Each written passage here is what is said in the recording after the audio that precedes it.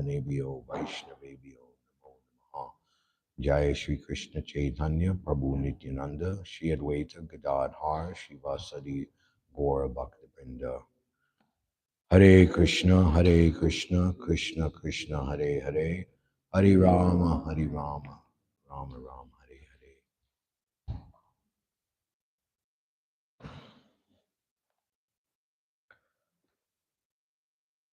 Namo Mahavadhanaya, Krishna Prema Pradayate, Krishnaya, Krishna Chaitanya, Namne Gauratvashe Namaha. Dibyad Brindaranya, Kalpajumada, Srimad Ratnagara Singha Sanasto, Srimad Radha Shilagovinda Devo, Prastalabi, Savyamano Smarami.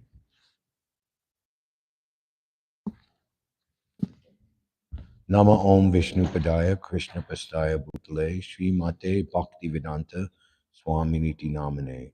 Namaste Saraswati Deve Gauravani Pacharane Nirvishesha Sunyavadi Bhaskita Deshatarane.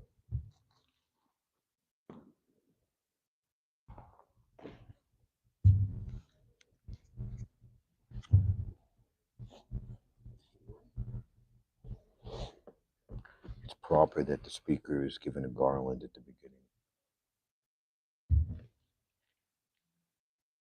Shri Krishna Chaitanya Prabhu Doya Koramore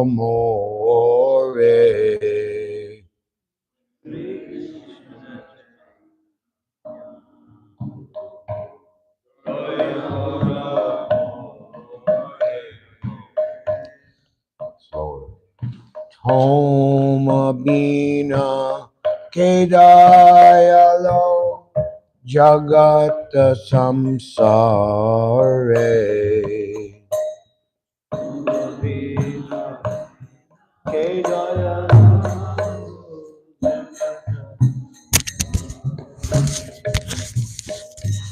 Atita Pavana Hetu Tava Avatara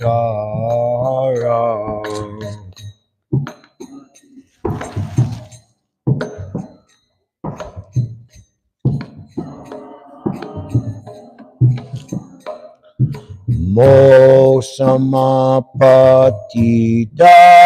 Prabhu Napaibe Ara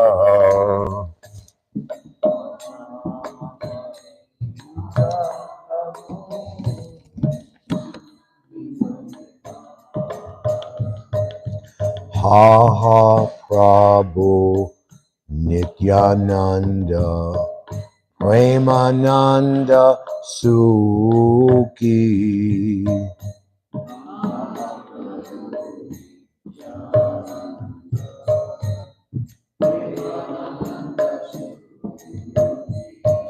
Kripa Bolo Kana Koro Ami Bado Duki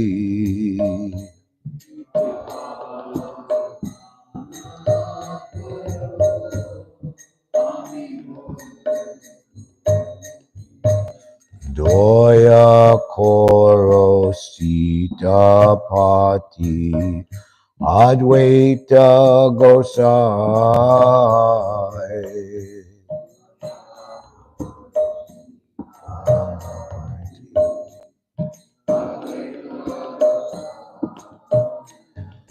Tava Kripa Pale Pai Chaitanya Nitai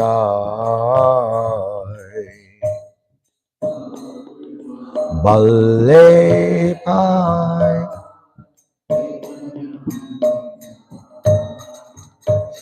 Haha Swarup Sanatana Rupa Raghunatha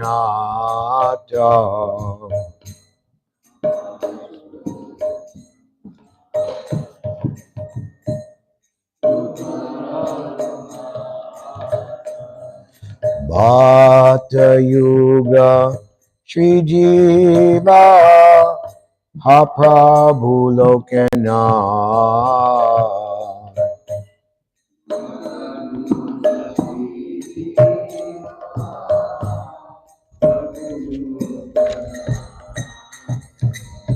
Loya Koro Shri Acharya Prabhu Srinivas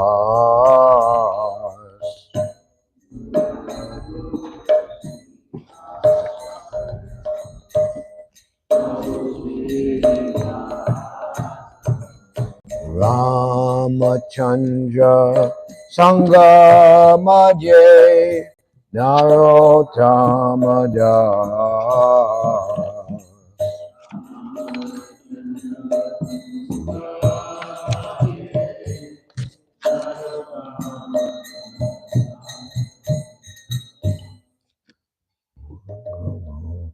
Goranga Boli Dehabe Pulaka Sharira Goranga Boli Dehabe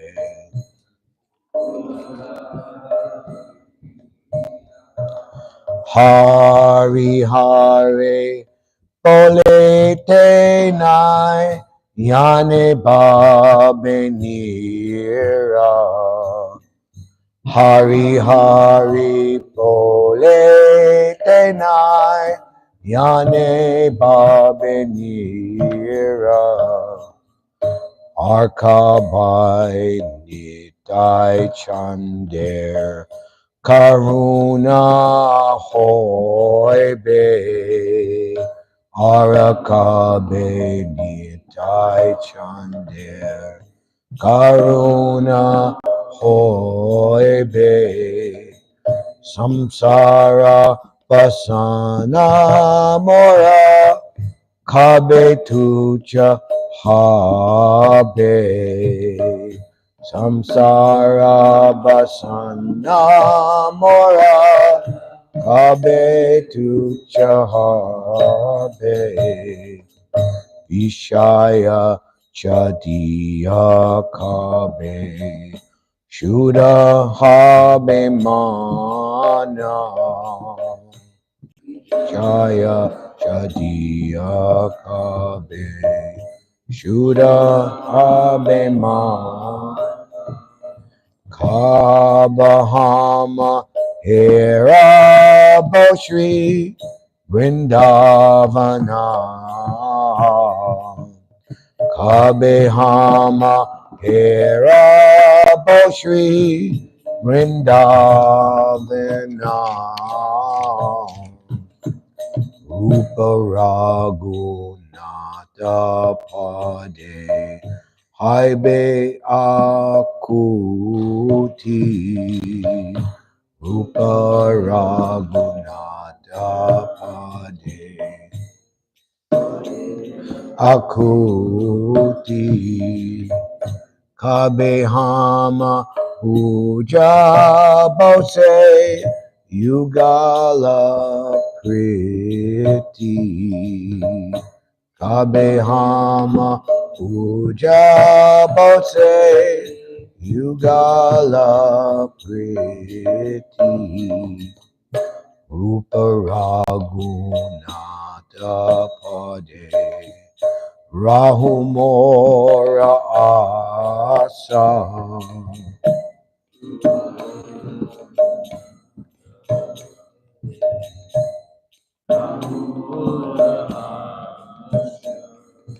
Partana Koro He Sada Narottama Dasa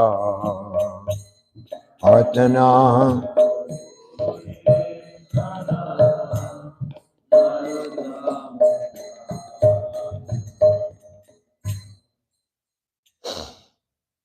Nama Om Vishnu Padaya Krishna Prastaya Bhutale Sri Mate Bhakti Vedanta Swami Niti Namane Namaste Saraswati Deve Gauravani Pacharane Nirvishesha Sunyavadi Paskita Deshatarane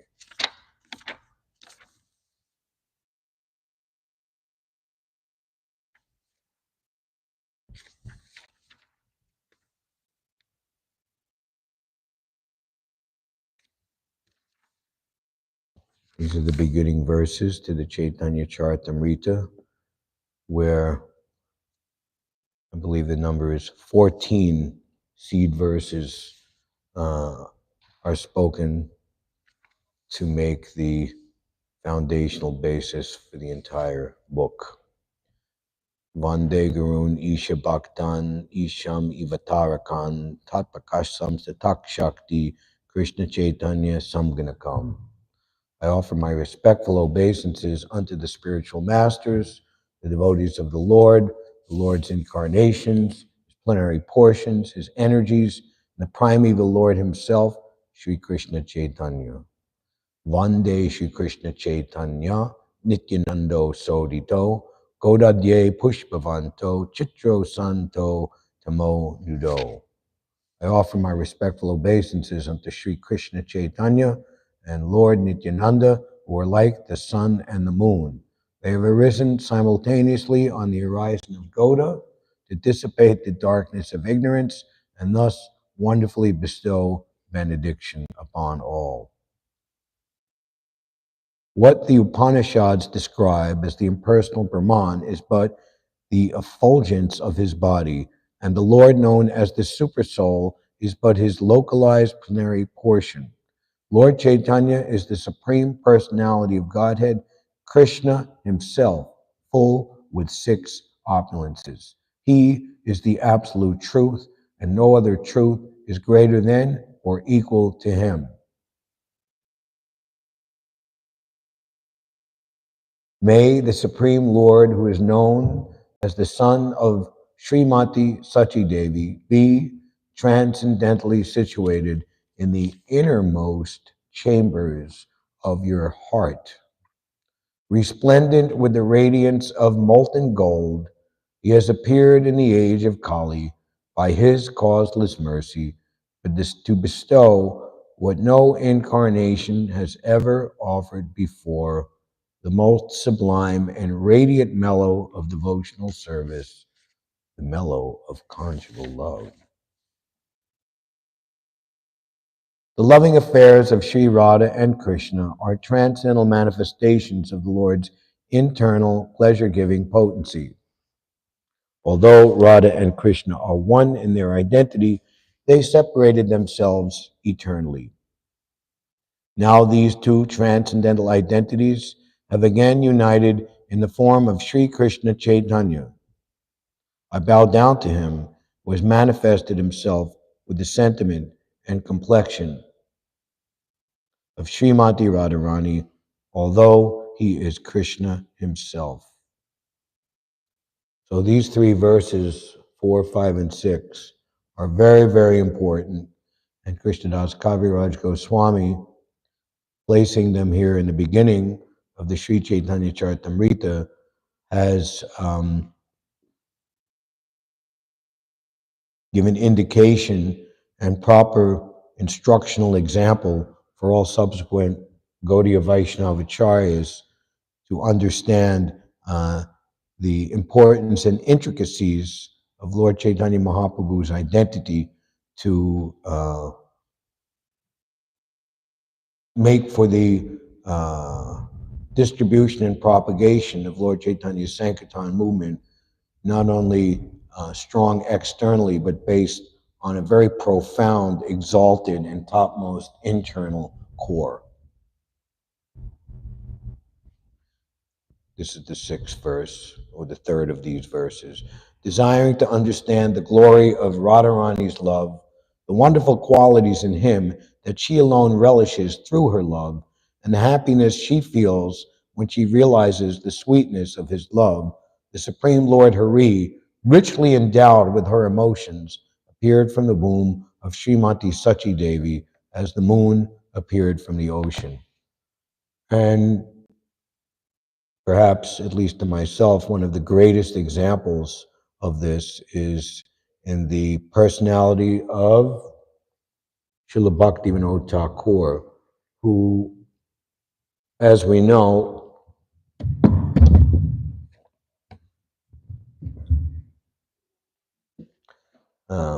even the biography that's given in the songbook, led a very prodigious life.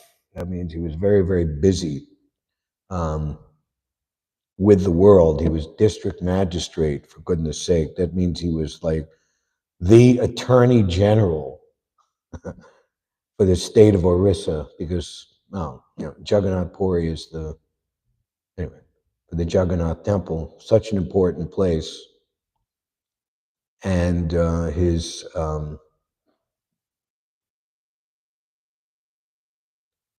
ministry of that supreme judicial position, uh, certainly based on the fact that he is in touch with the Supreme Personality of God and the Super Soul, was exact and perfect in all circumstances. We see in this world how those who so-calledly have a position of high judgment, they're bought and sold by lobbyists and other corrupt situations, and the judgments that they pass, there's no judgment, there's no real judgment. It's just a collusion of convenience amongst thieves and rogues. But Bhaktivinoda Thakur, quite to the opposite. And at the same time, trying to reestablish the respectability, not to speak of respectability, but the understanding of Lord Chaitanya's Sankirtan movement as the topmost understanding of thought and action in all of human society all over the world. After the glorious movement of Lord Chaitanya was depreciated by so many degraded apasampradayas, namely and most importantly, the Sahajiyas. So he tried very, very hard through his life, as we know. He begged the Lord for help. You must send someone from your personal staff. Such a personality became his fourth son, Srila Bhaktisiddhanta Saraswati Thakur Prabhupada. And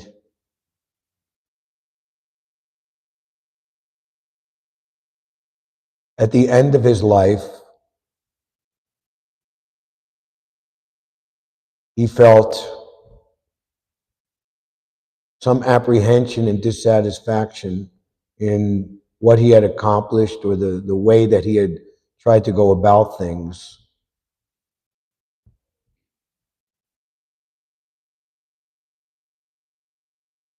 In the Bhagavad Gita, Krishna says, "For one who remembers me, I am never lost to him, and he is never lost to me."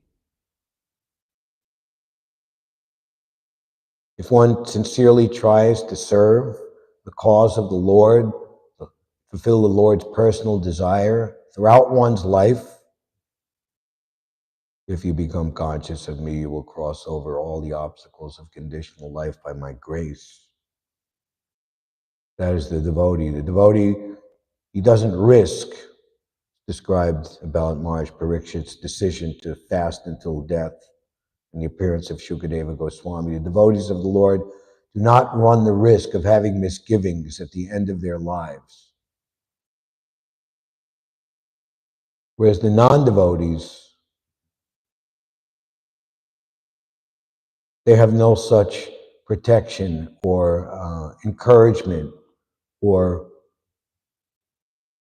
the Lord coming to rescue them.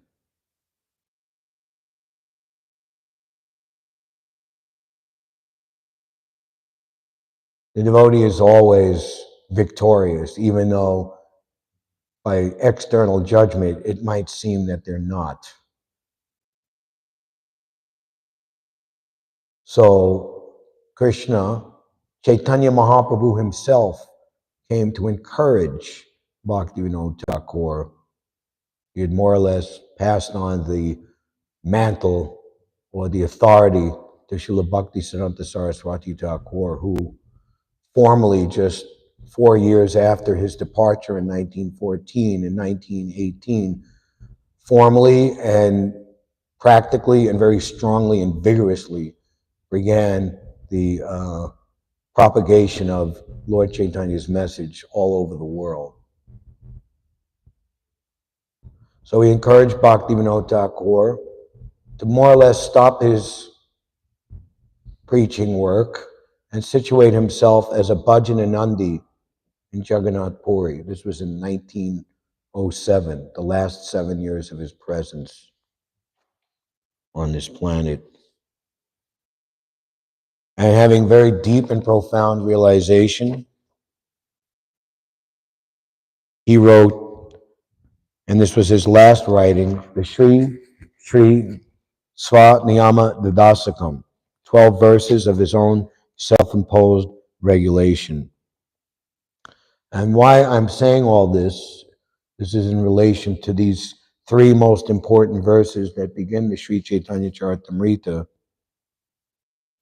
and how, as I was saying, Krishnadas Kaviraj Goswami, he's speaking these to on the Lord's dictation and direction to strongly make the foundation for his movement to advance in this very deep and dark Kali Yuga. We've all heard that why is this Kali Yuga getting so degraded so fast? If there's only 5,000 or so years have passed and there's a balance of 427,000 more years, it's going so quickly, it's so fast. Why is that? Because that within the darkened background of this Kali Yuga, the golden diamond jewel of Lord Chaitanya's Sankirtan Moon will stand out so starkly with such incredible contrast that will attract many, many, many living entities to come under the banner of Lord Chaitanya's Sankirtan movement and his shelter.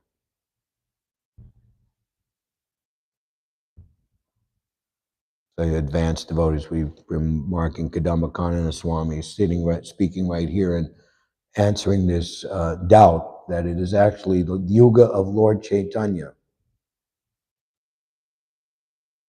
Many great Vaishnavacharyas have realized this and spoken this, that Lord Chaitanya has made this Kali Yuga very, very fortunate by appearing in it.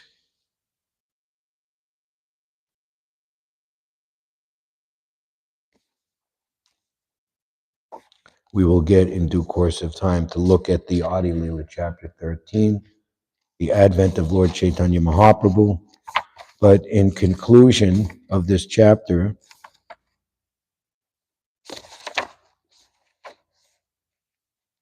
it's noteworthy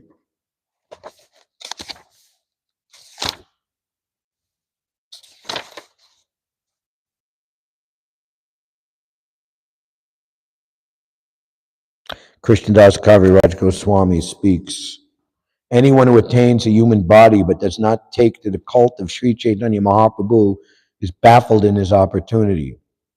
Amrita Duni is a flowing river of the nectar of devotional service. After getting a human body, one drinks the water in a poison pit of material happiness instead of the water of such a river. It would be better for him not to have died, but to have died long ago. So Srila Prabhupada, purporting this, he quotes several verses from the very epic and powerful Sri Chaitanya Chandramrita by Srila Prabodhananda Saraswati Pad, who was the uncle of Gopal Bhatta Goswami, the brother of Venkat Bhatta, who Lord Chaitanya stayed with them during the 4 months of the rainy season. I believe the year was 1510, during his tour of South India. And they were converted very powerfully and strongly, especially Prabodhananda Saraswati, from Sri Vaishnavism to Gaudiya Vaishnavism. And of course, it's interesting to note that Prabodhananda Saraswati is the incarnation of the very scholarly Astasaki Tungavidya. This is also very interesting to hear and try to understand who the devotees of Lord Chaitanya and Lord Nityananda are in their original Krishna Lila. So wonderful and important is this understanding that an entire book has been given just to catalog the identities and give description. That book is called the Gaura-purnima Deepika by Kavi Karnapur, who is one of the sons, the young son of Shivananda Sain. He was the youngest. When he was a baby, he crawled up to Lord Chaitanya and sucked his big toe. So hence he became a very great Vaishnav Kavi.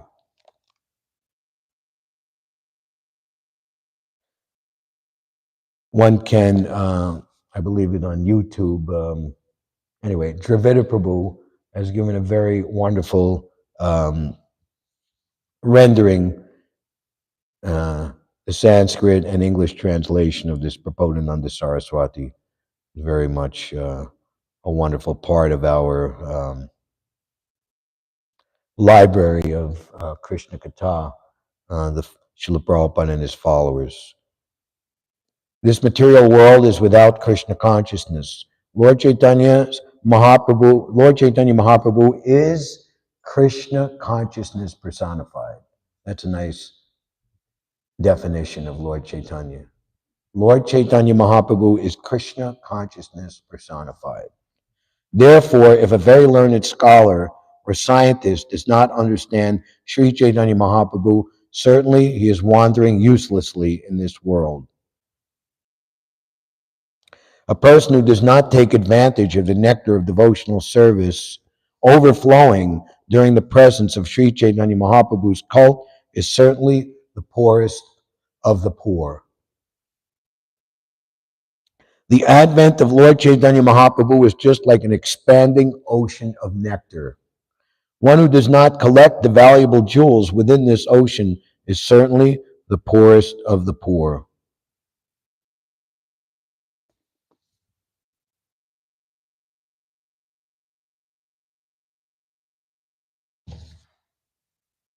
So Bhaktivinoda Thakur, following the order of Lord Chaitanya, who encouraged him, my dear pure-hearted devotee, you situate yourself on the seashore in Jagannath Puri, where I buried personally my beloved Haridas. Lord Chaitanya Mahaprabhu personally performed the funeral rites for Haridas Thakur.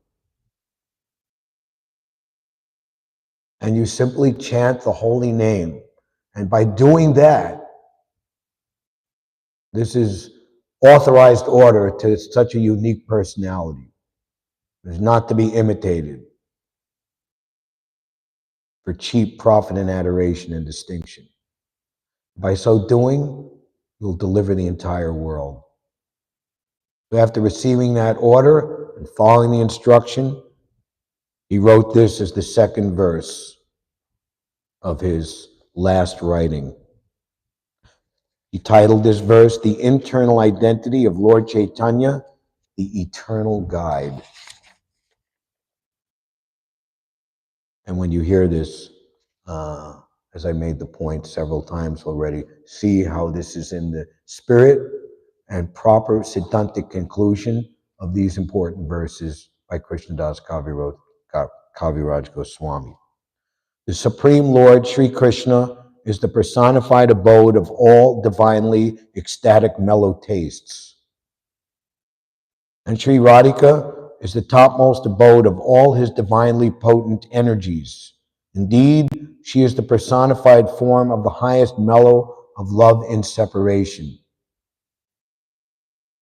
Within the forest of Brinda, which is gloriously rich in the all-pervading treasure of the sweetest Madhurya Ras, this Lord Sri Krishna is continuously enjoying as he makes Sri Radhika happy by his loving service rendered to her 24 hours a day.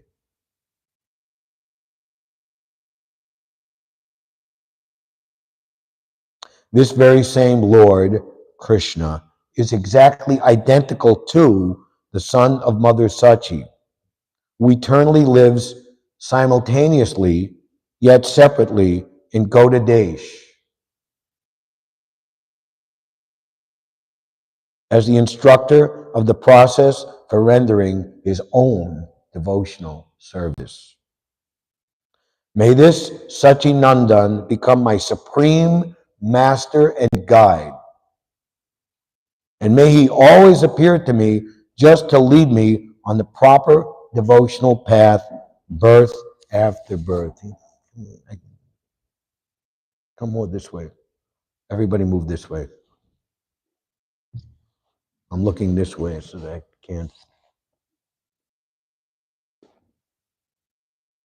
Srila Narottam Das Thakur has said in one of his bhajans, Srila Prabhupada was very fond of this bhajan. I think he chanted it several times, or there's recordings of it several times. Yeah.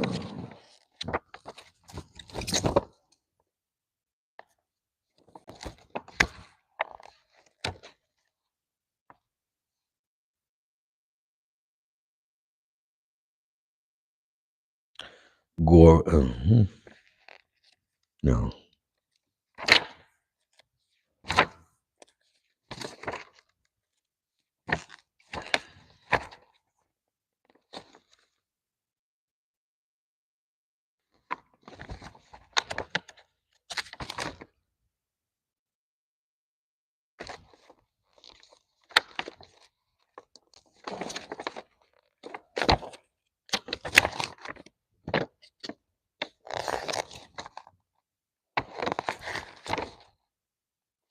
Come on.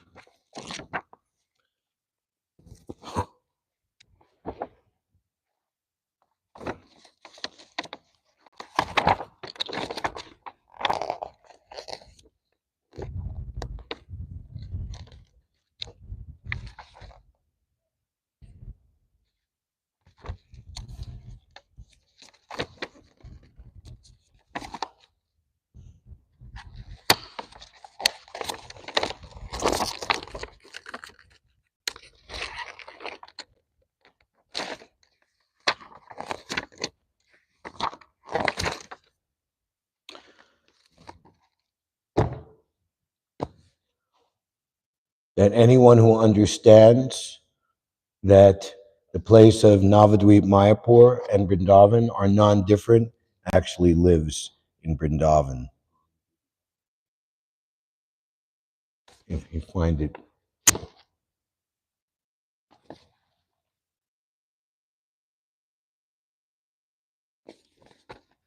Then Bhaktivinoda Thakur, he describes the pure devotee of Lord Chaitanya. No. Where to live and where not to live. May I continuously reside in a small, lonely cottage at the base of a desire tree in the most holy abode of Sri Navadvip Dham, which is sanctified by the lotus feet of Sri Sachinandan.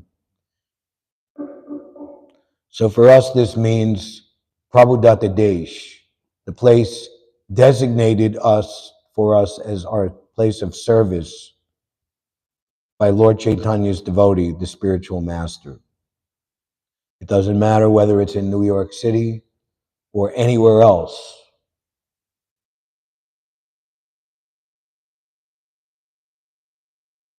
It is in the same category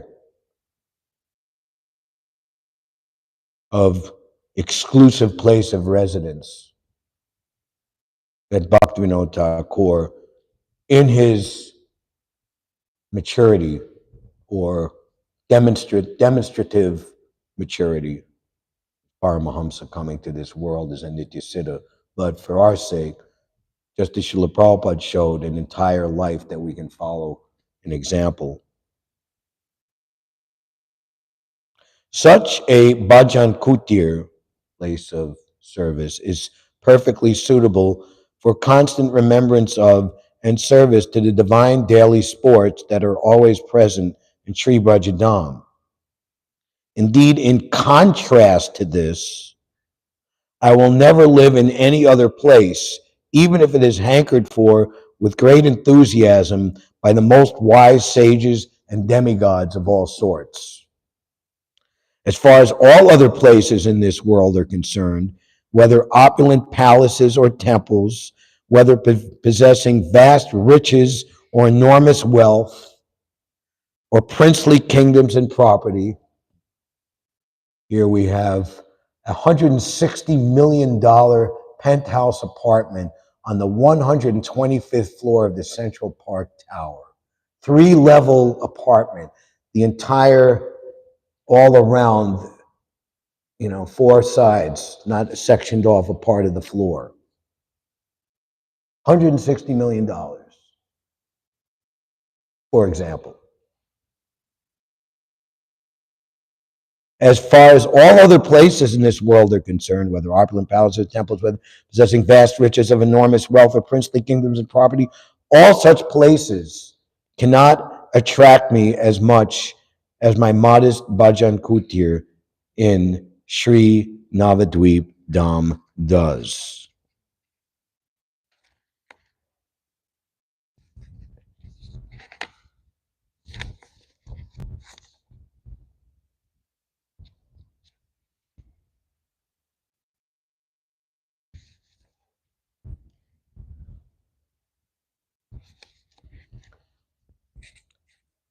There is a class of pure devotee who is completely expert and experienced in following all the instructions of Sri Satchidananda.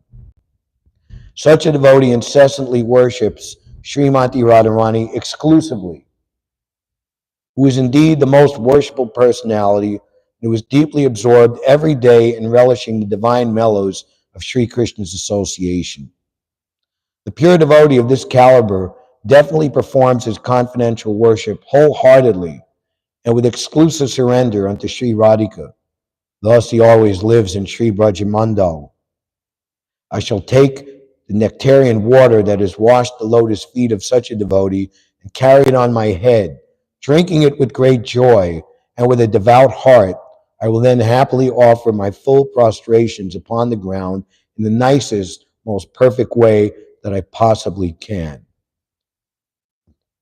Not just Dandavat Maharaj, but means doing our service dedicatedly in the nicest and most thoughtful and sincere way that we possibly can. This will indeed be my routine each and every day. Firm determination to transcend Maya by following this stava.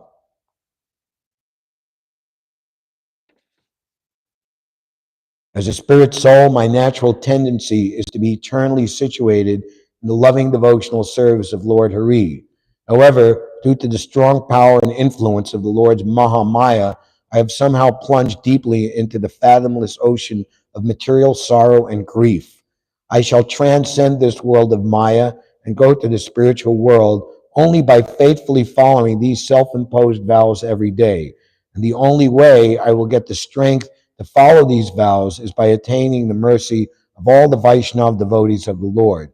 May their causeless mercy and soft-hearted compassion, which wards off.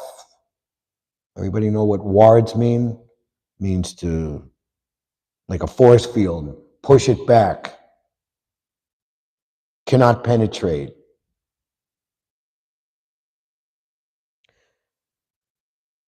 May their soft-hearted mercy, causeless mercy and soft-hearted compassion become my exclusive friend and guide for all of time everlasting.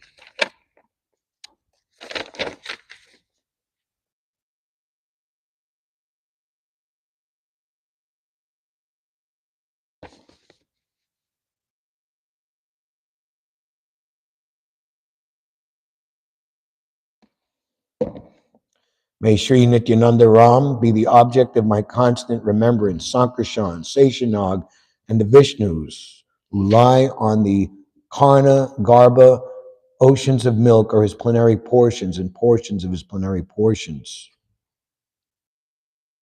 Several verses of prayers to Lord Nityananda and Advaita Acharya.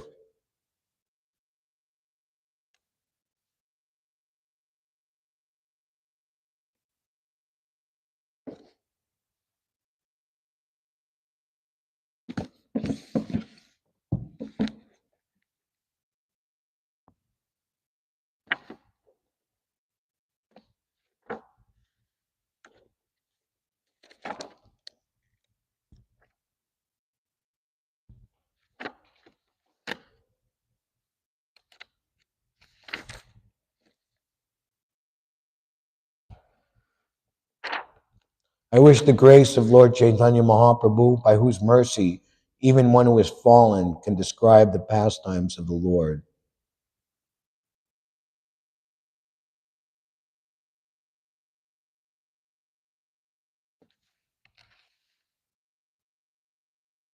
All glories to the moons who are devotees of the principal moon, Lord Chaitanya Chandra. Their bright moonshine illuminates the entire universe.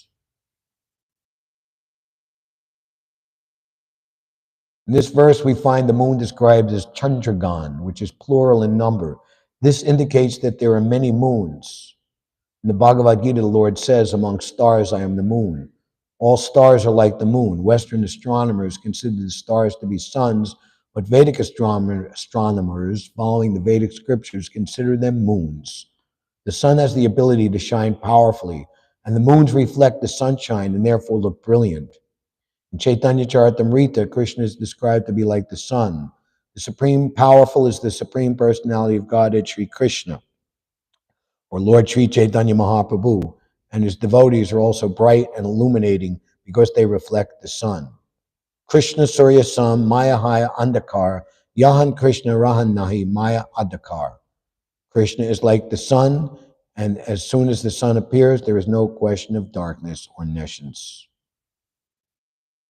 Similarly, this verse also describes that by the illumination of all the moons, brightened by the reflection of the Krishna sun, or by the grace of all the devotees of Chaitanya Mahaprabhu, the entire world will be illuminated despite the darkness of Kali Yuga, the ignorance of the people of this age. No one else can do so. No one else can do so. We therefore wish that all the devotees of the Krishna consciousness movement may reflect the Supreme Sun and thus dissipate the darkness of the entire world.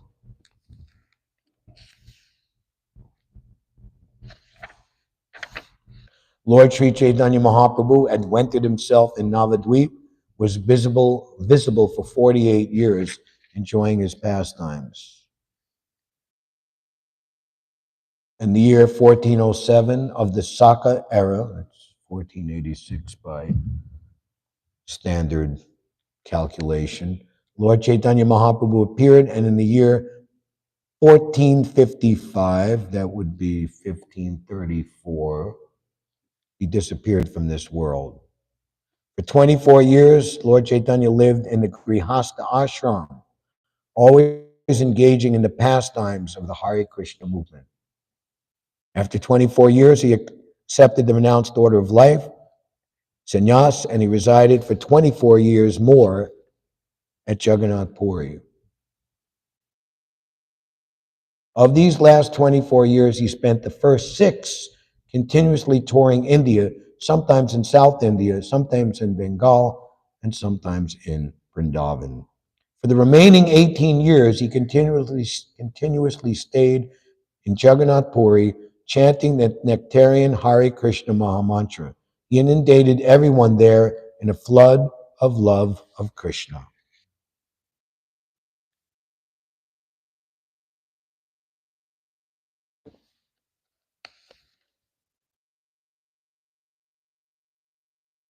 In his original pastimes, there are 4 divisions: Balya, Poganda, Kaishore, and Yovana: childhood, early boyhood, later boyhood, and youth. I offer my respectful obeisances unto the full moon evening in the month of Falgun, an auspicious time full of auspicious symptoms, when Lord Chaitanya Mahaprabhu advented himself with the chanting of the holy name, Hare Krishna. On the full moon evening of the month of Falgun, when the Lord took birth, coincidentally, there was also a lunar eclipse. In jubilation, everyone was chanting the holy name of the Lord, Hari, Hari. And Lord Sri Chaitanya Mahaprabhu then appeared after first causing the appearance of the holy name. At his birth, in his childhood, in his early and later boyhood, as well as in his youth, Lord Chaitanya Mahaprabhu, under different pleas, induced people to chant the holy name, the Hare Krishna Mahamantra. In his childhood, when the Lord was crying, he would stop immediately upon hearing the holy names Krishna and Hari. All the friendly ladies who came to see the child would chant the holy names as soon as the child would cry. When all the ladies saw this fun, they enjoyed laughing and called the Lord Gaura-Hari. Since then, Gaura-Hari became another of his names.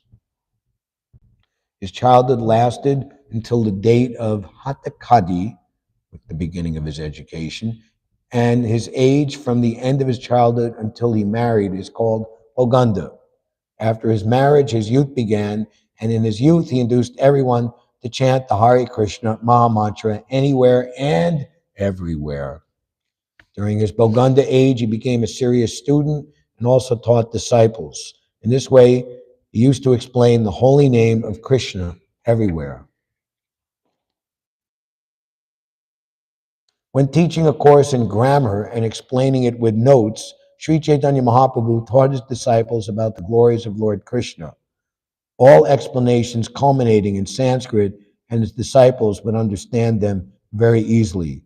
Thus, his influence was powerful. Mukunda Maharaj, in his biographical book of his telling his association with Srila Prabhupada, describes that Prabhupada offered to teach Sanskrit in his 94 Bowery loft. And so what did Prabhupada teach? What was the first Sanskrit verse? And Brahma Samhita. So Mukunda Maharaj came to understand that he wasn't really trying to teach us Sanskrit, he was trying to teach us Krishna consciousness. Thus, his influence was wonderful. When Lord Chaitanya Mahaprabhu was a student, he asked whomever he met to chant the Hare Krishna Mahamantra. In this way, he inundated, try to make this go up, it's trooping.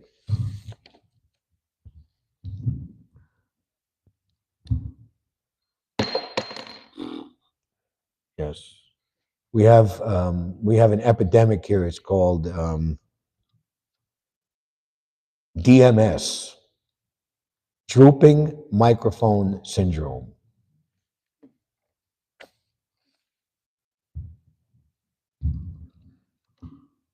Just prior to his youthful life, he began the Sankirtan movement. Day and night, he used to dance in ecstasy with his devotees. The Sankirtan movement went on from one part of the town to another as the Lord wandered performing kirtan. In this way, he inundated the whole world by distributing love of Godhead. Just see how Srila Prabhupada purports this. Prepare to be amazed. One may raise the question, I want to ask a question. How all three worlds became inundated with love of Krishna since Chaitanya Mahaprabhu performed kirtan only in the Navadvip area. Well, the answer is that Lord Chaitanya Mahaprabhu is Krishna himself. The entire cosmic manifestation results from the Lord's first setting it in motion. Similarly, since the Sankirtan movement was first set in motion 500 years ago by Sri Chaitanya Mahaprabhu's desire that it spread all over the world, the universe, the Krishna consciousness movement, in continuity of that same motion, is now spreading all over the world, and in this way, it will gradually spread all over the universe. With the spread of the Krishna consciousness movement, everyone will merge in an ocean of love of Krishna.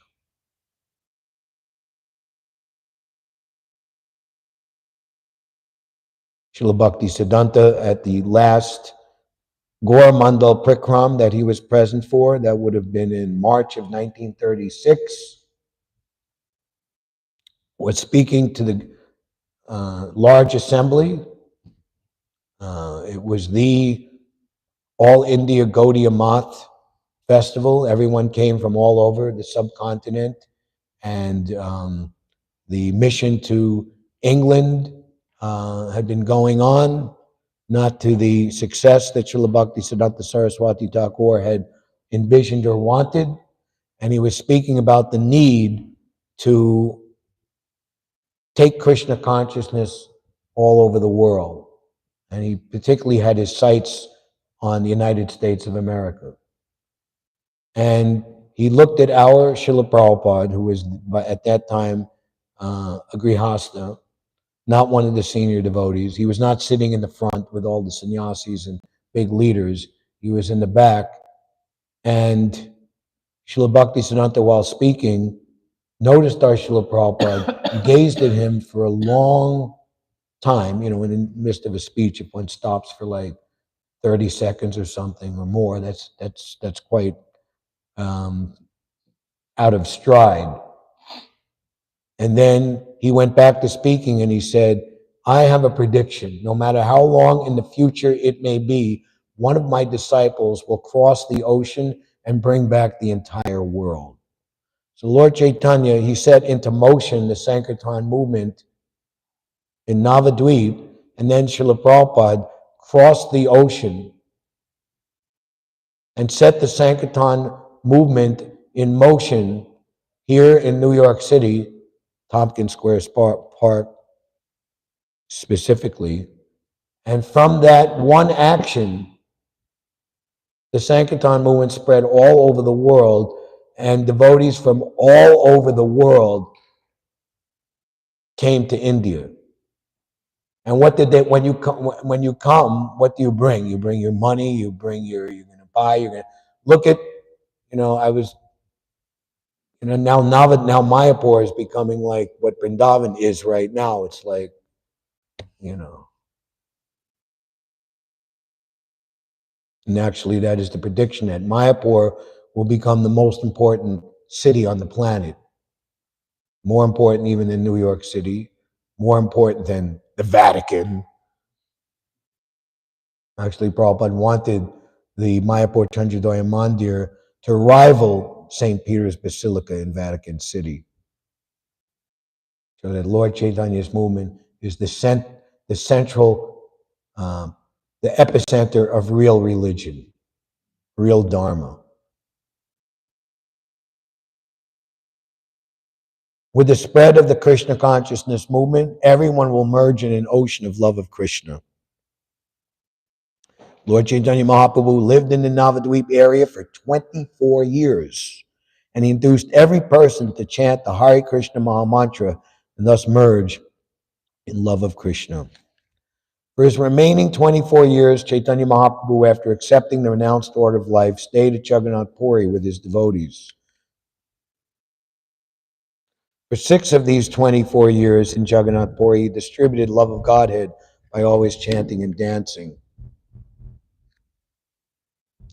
Beginning from Cape Comorin and extending through Bengal to Vrindavan, during these 6 years he toured all of India, chanting, dancing, and distributing love of Krishna. The activities of Lord Chaitanya Mahaprabhu in his travels after he accepted sannyas are his principal pastimes. His activities during his remaining 18 years are called Antya Leela, or the final portion of his pastimes. For 6 of the 18 years, he continuously stayed in Jagannath Puri. He regularly performed kirtan, inducing all the devotees to love Krishna simply by chanting and dancing. For the remaining 12 years, he stayed in Jagannath Puri. He taught everyone how to taste the transcendental mellow ecstasy of love of Krishna by tasting it himself.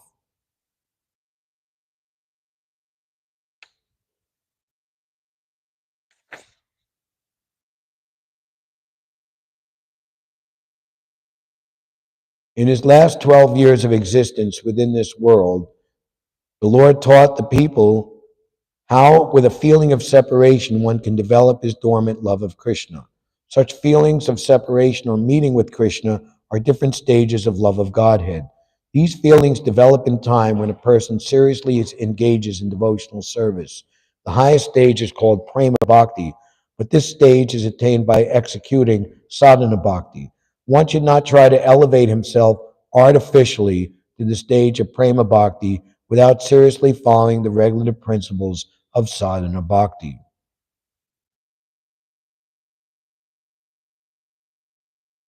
So this, we could say, is a Vaishnava disease, to think that one is more advanced than one actually is. Actually, a very important symptom of an advanced devotee is that they don't advertise themselves. They're not eager to manifest their advancement by public displays. The symptom of a very advanced devotee is that they maintain their service without breakage. They're not whimsical. They're not mental speculators. They're not trying to find fault in the service or in others. They continue despite all odds and obstacles. And Srila Bhaktisiddhanta Saraswati say, they who are favored by God find their path beset by thorns.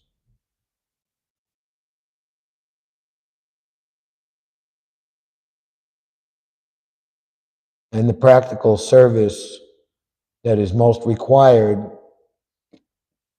is to spread Krishna consciousness.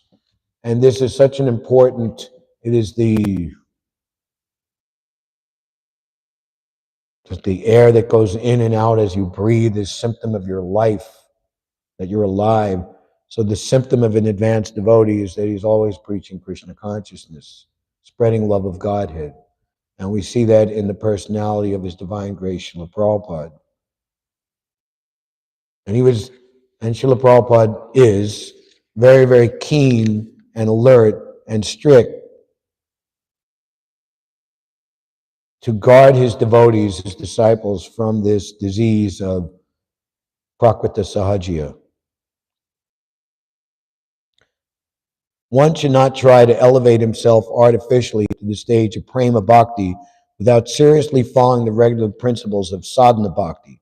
Prema bhakti is the stage of relishing, whereas sadhana bhakti is the stage of improving in devotional service. Sri Chaitanya Mahaprabhu taught this cult of devotional service in full detail by practical application in his own life. It is said, therefore, apani achar bhakti Sikamu Sabare. Sri Chaitanya Mahaprabhu is Krishna himself, and in the role of a Krishna Bhakta, a devotee of Krishna, he instructed the entire world how one can execute devotional service and thus go back home, back to Godhead in due course of time.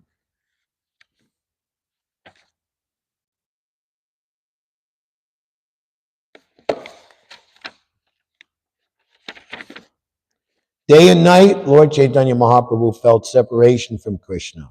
Manifesting symptoms of this separation, he cried and talked very inconsistently like a madman.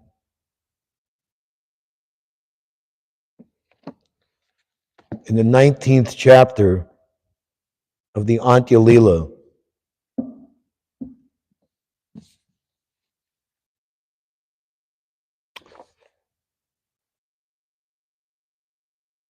no, excuse me, 18th chapter, rescuing the Lord from the sea,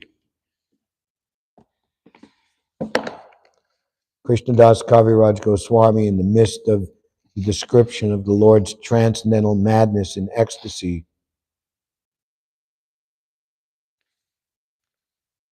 he feels the need to describe how great, how large, how profound, inconceivable are these activities, and he speaks these verses. To explain fully all those verses and all the transformations that took place in the Lord's body would require a very large volume.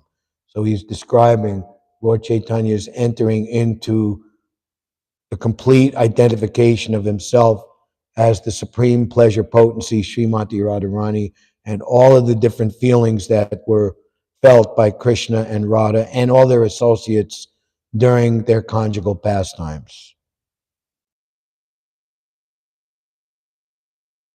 So as not to increase the size of this book, I have not written about all the Lord's pastimes. We performed them every moment of every day for 12 years. If Ananta, with his 1,000 hoods, tried to describe even one day's pastimes of Sri Chaitanya Mahaprabhu, he would find them impossible to describe fully. If Ganesh, Lord Shiva's son, and the expert scribe of the demigods tried for millions of millenniums to fully describe one day of the Lord's pastimes, he would be unable to find their limit. Even Lord Krishna is struck with wonder at seeing the transformations of ecstasy in his devotees. If Krishna himself cannot estimate the limits of such emotions, how could others? Krishna himself cannot fully understand the conditions, the mode of progress, the happiness and unhappiness, and the moods of ecstatic love of his devotees. He therefore accepts the role of a devotee to taste these emotions fully. Now hear this. Ecstatic love of Krishna makes Krishna and his devotees dance, and it also dances personally. In this way, all three dance together in one place.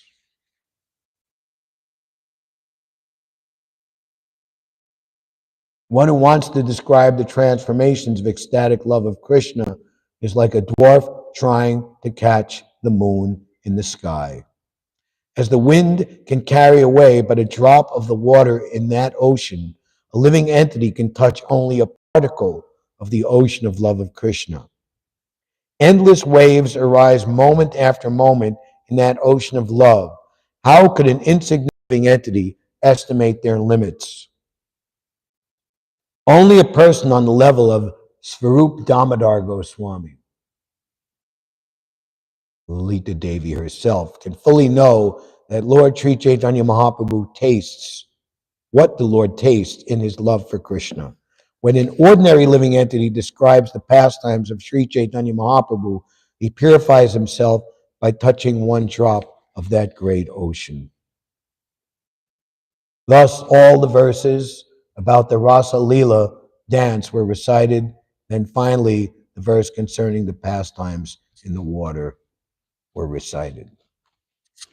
So when the Lord fell into the sea and was rescued by the fishermen, he had entered into the pastimes of the Lord's water sports.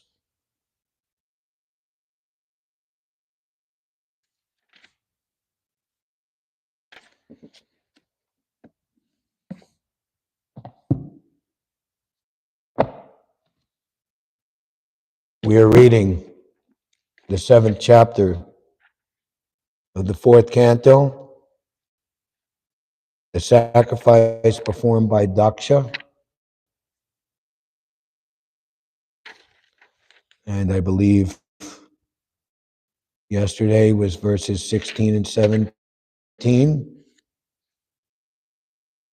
And verse 18, Lord Narayan himself makes his appearance. So when everything is set right, and there's no seva aparad, and everyone is in right mood, then the Lord makes his appearance. So everyone, all the different sages, demigods, important personalities, stood up with awe and veneration, and each one offered their very heartfelt and very intelligently understood profound prayers. The members of the assembly addressed the Lord, O exclusive shelter for all who are situated in troubled life.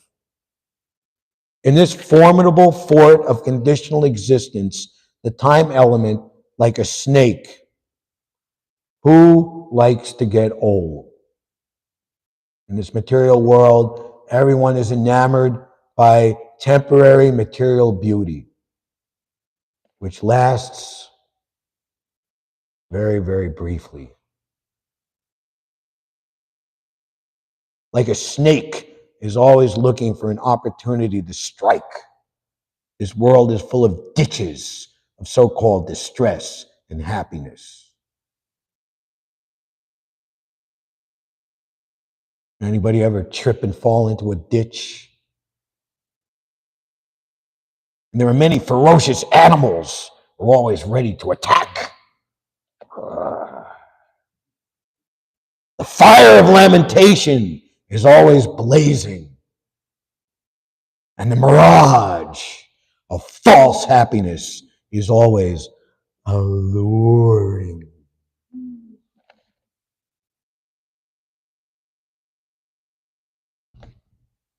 But one has no shelter from them. Thus, foolish persons live in the cycle of birth and death, always overburdened in discharging their so-called duties. No, I gotta go. I have no time for this. And the Prabhupada, he's preaching in New Delhi in the 1950s, even wrote one of his articles in Back to Godhead, No Time.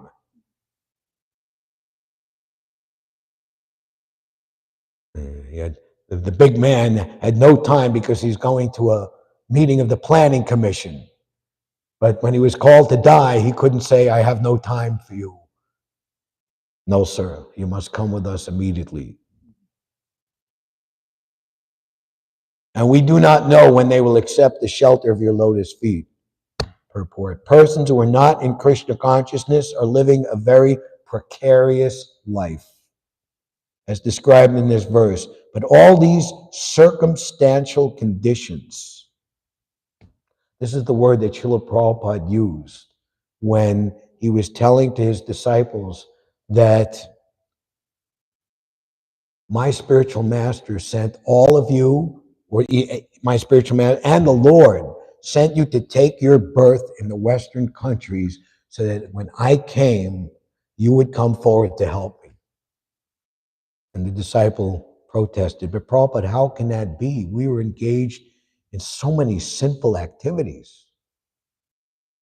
So this is the paradoxical art of thinking.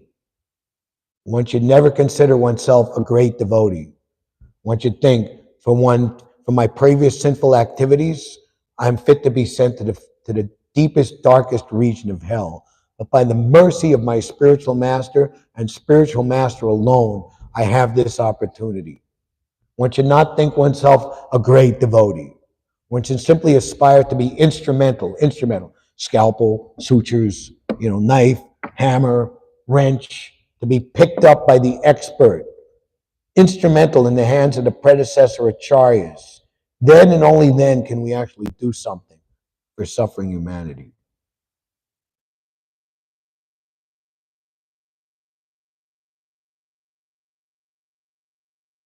The Prabhupada said, that was simply circumstantial.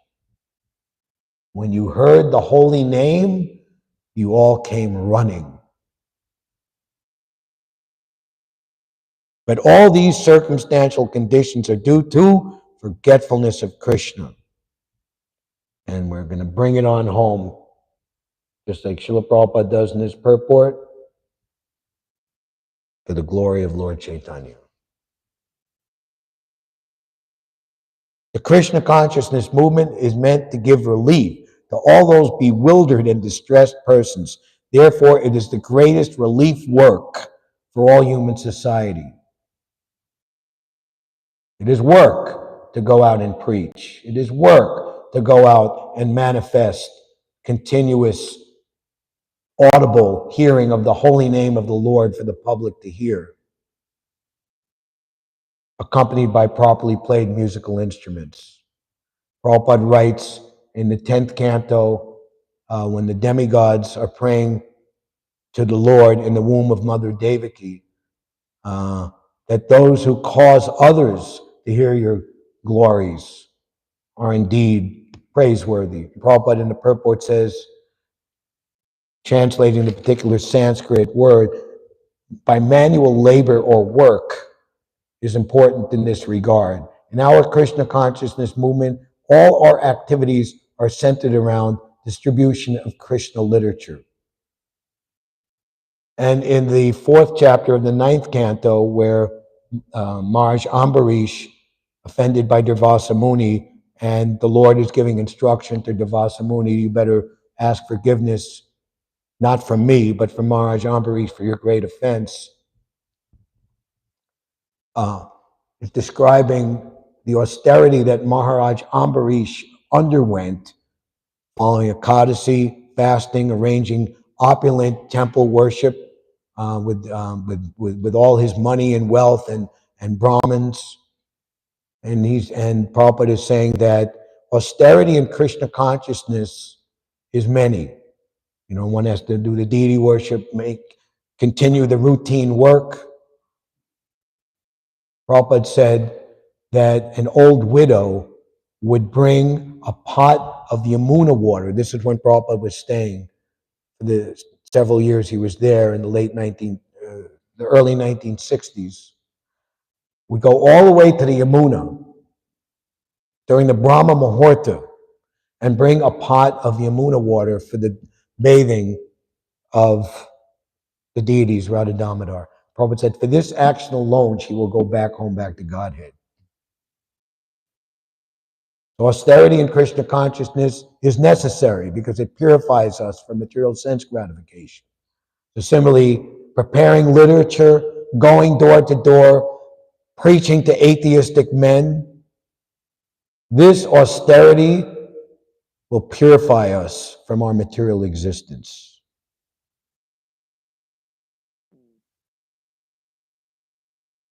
So welfare work, the greatest relief work, and the workers of the Krishna consciousness movement are therefore the greatest well-wishers, for they follow in the footsteps of whom? Lord Chaitanya, who is the greatest friend of all living entities.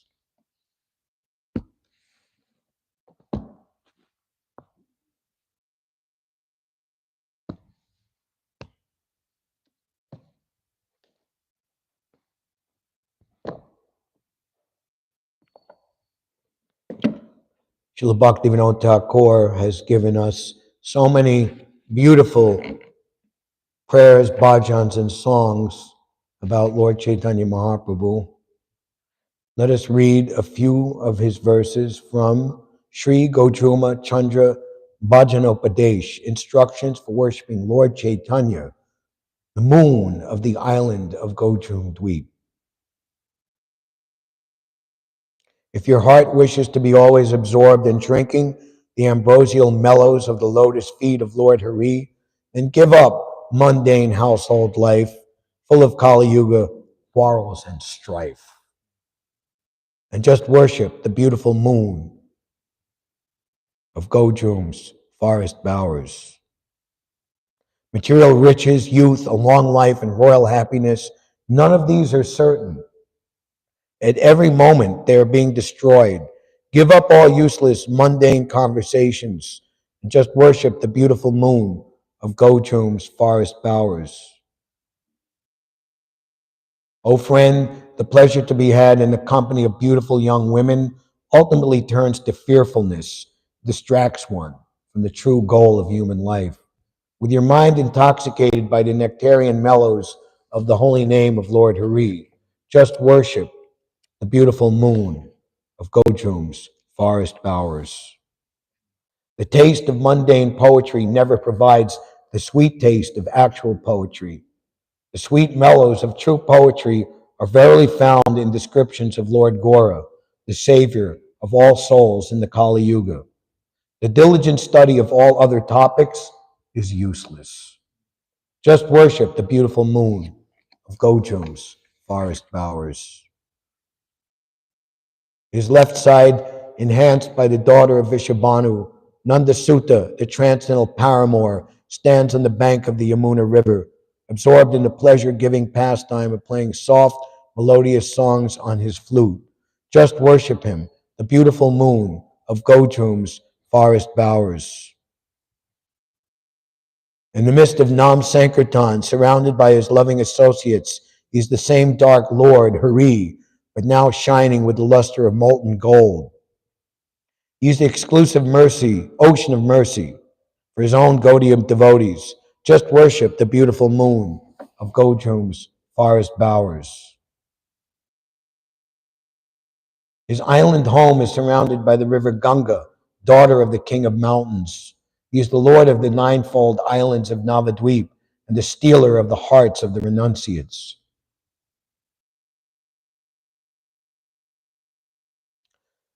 Along with his beloved wife, Vishnu Priya, he is glorified by demigods and saintly persons. Just worship the beautiful moon of Gojum's forest bowers. His mood is that of wielding a stick for chasing away the mad dog of Kali Yuga. He is absorbed in distributing the holy name of Hari, the great remedy for material existence. His heart is melted with compassion for the fallen souls who are suffering, and his transcendental form is very beautiful. Just worship the beautiful moon of Gojum's forest bowers. Continually beaming from his lotus face is causeless mercy that makes no distinction between so-called friends or enemies. Although the son of Maharaj Nanda, he appears here in a form unlike that of Krishna's dark complexion. Just worship the beautiful moon of Gojum's forest bowers.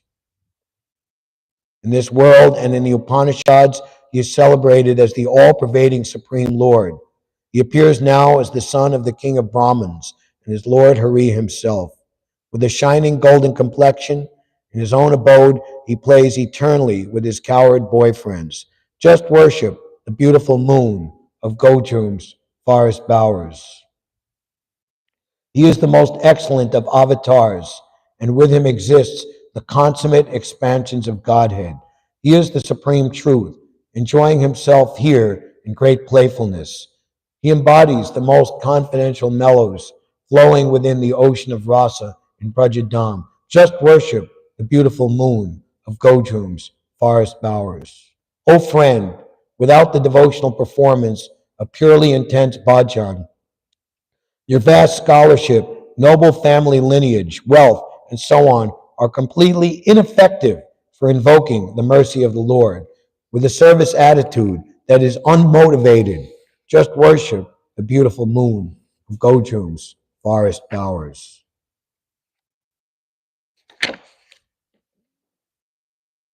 This same Lord once liberated the elephant Gajendra from the crocodile's grasp within the lake. He is the unborn one, possessing inconceivable power, and is truly a desired tree of pure auspiciousness. Just worship the beautiful moon of Gojum's forest bowers.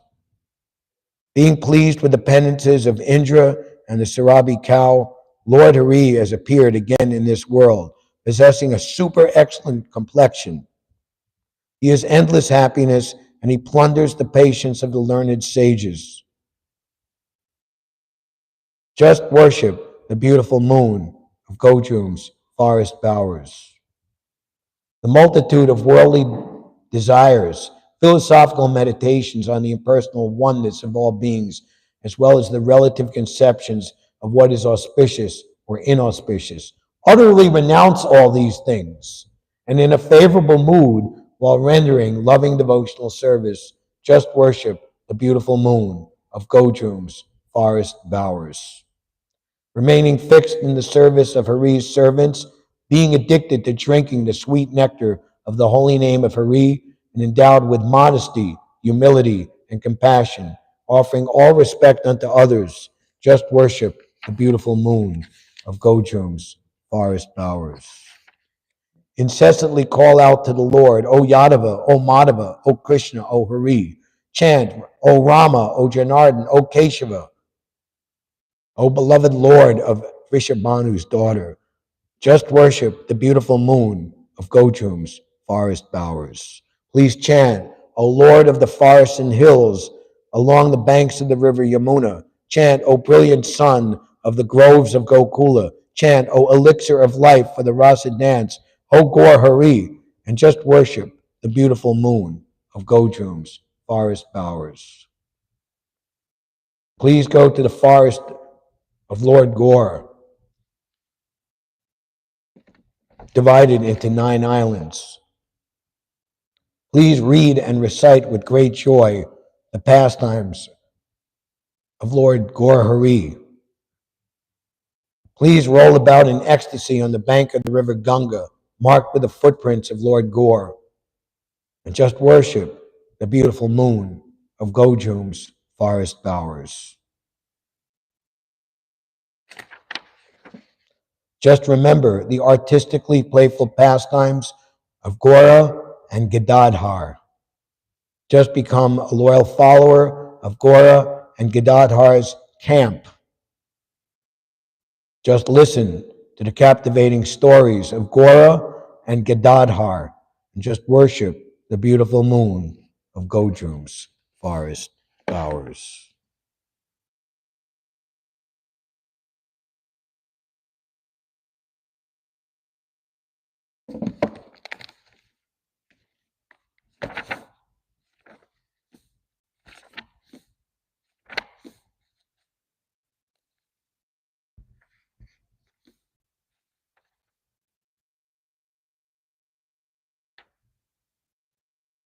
Taking on my head as my own property the lotus feet of Sri Chaitanya Mahaprabhu, Nityananda Prabhu,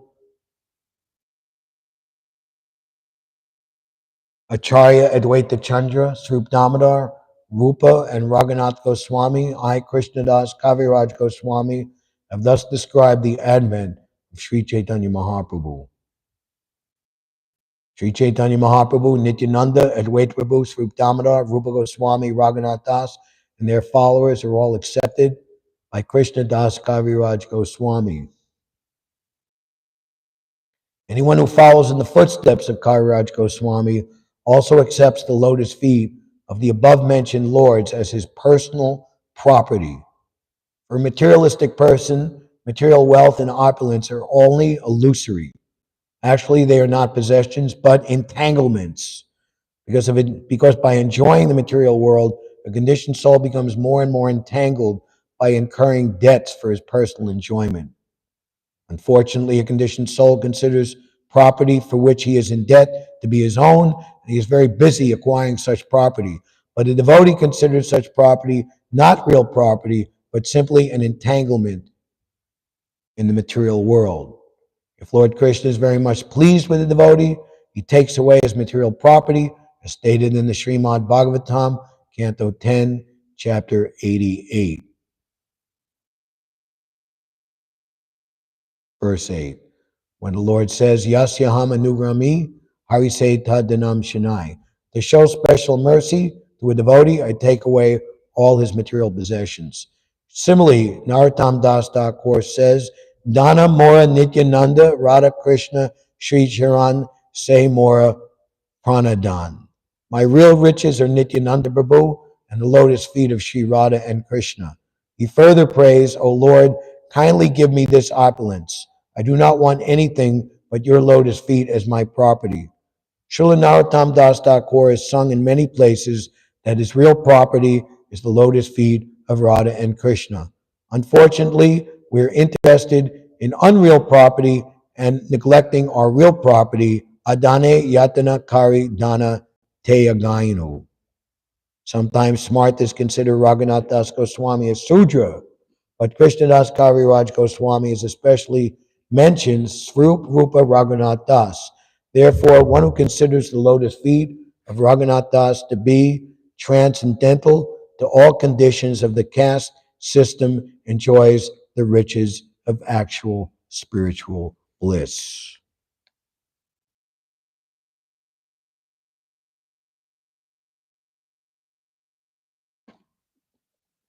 So we were reading the last 2 days after Mangal Artik, the Prabhupada's preface to the Chaitanya Charitamrita, which arguably Prabhupada was present for Gaura-purnima in New York City in 1966, here in 1968, and I think we'd have to research, but I can kind of confidently say that this is the only 2 times that he was present in New York City on Gaura-purnima. So we can conclude today's class. I would just like to read once again this paragraph. Before accepting sannyas, Lord Chaitanya was known as Vishvambar. The word Vishvambar refers to one who maintains the entire universe and leads all living entities. This maintainer and leader appeared as Lord Sri Krishna Chaitanya to give humanity these sublime teachings. Lord Chaitanya is the ideal teacher of life's prime necessities. He is the most munificent bestower of love of Krishna. He is the complete reservoir of all mercies and good fortune, as confirmed in Srimad Bhagavatam, Bhagavad Gita, Mahabharata, and the Upanishads. He is the Supreme Personality of Godhead, Krishna himself, and he is worshipable by everyone in this age of disagreement. Everyone can join his Sankirtan movement.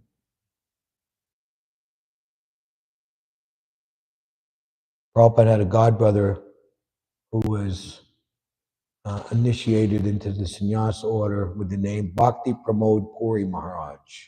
And he was born in a very rigid Brahmin family.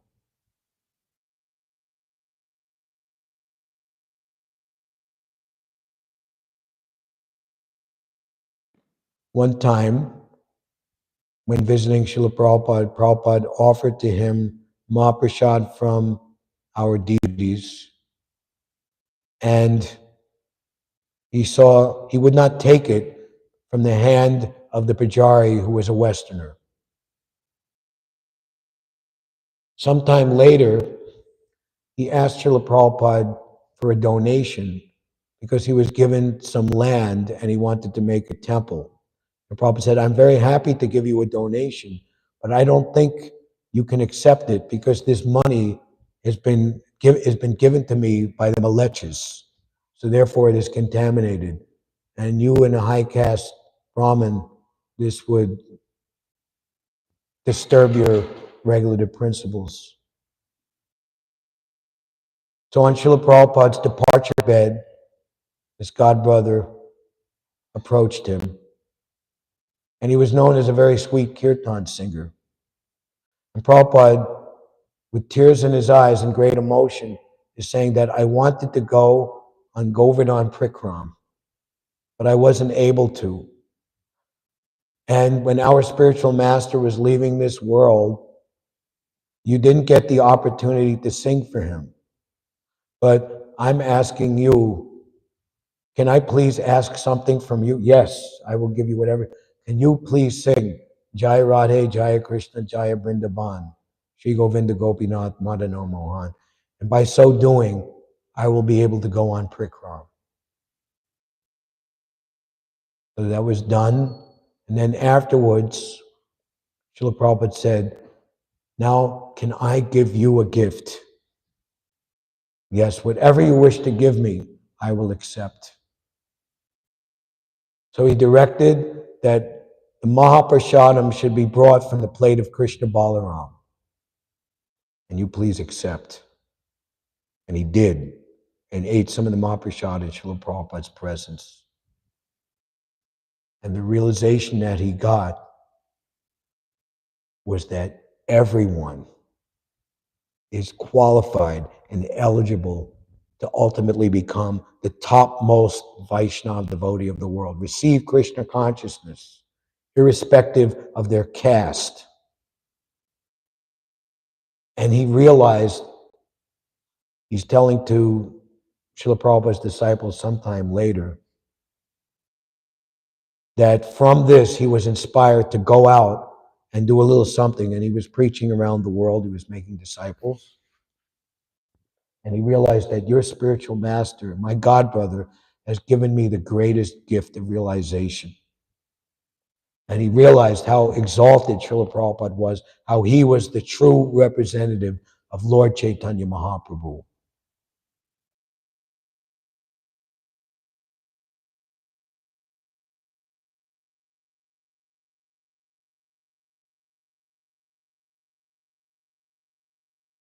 No previous qualification is necessary. Everyone can join his Sankirtan movement. Just by following his teachings, anyone can become a perfect human being. If a person is fortunate enough to be attracted by Lord Chaitanya, he is sure to be successful in his life's mission. In other words, those who are interested in attaining spiritual existence can easily be released from the clutches of Maya by the grace of Lord Chaitanya.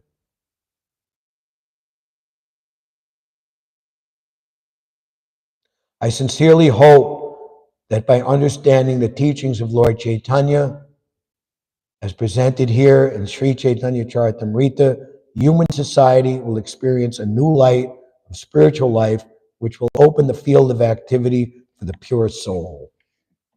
Signed, A.C. Bhaktivedanta Swami, March 14th, nearly to the day, 1968, the birthday of Lord Chaitanya, Sri Sri Radha Krishna Temple, New York, New York. So this is a very glorious day.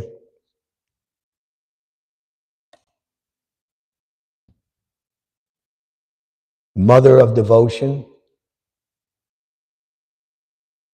It is also the beginning of our new year, 539. As we get closer and closer to the full, unfurled, beautiful lotus bloom manifestation of the golden age of Lord Chaitanya's Sankirtan movement. So let us all resolve individually, collectively, to work